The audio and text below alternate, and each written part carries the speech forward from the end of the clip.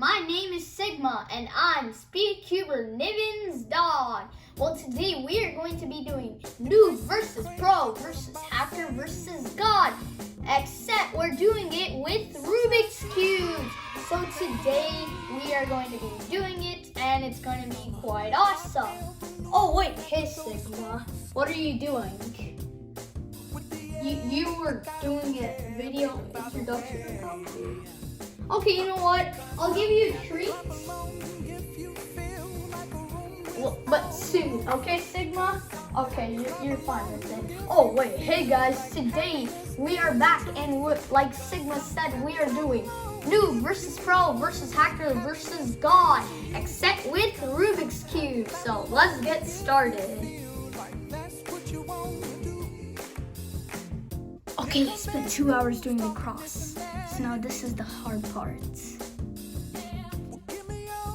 Okay, what was the move? Hey Sigma, what was the move? It was R prime U prime. Okay, R U R prime U prime.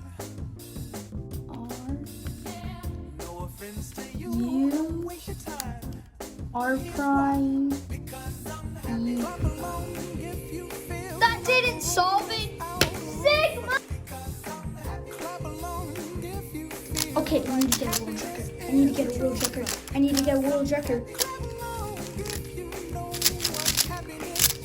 I need to get a world record. I need to get a world record. Oh no. Oh no, I can't get a world record. I need to get a world record.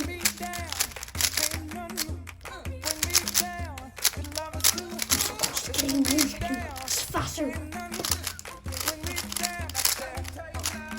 Yay, I got a world record. Oh wait, no, that was no world record. Oh my gosh.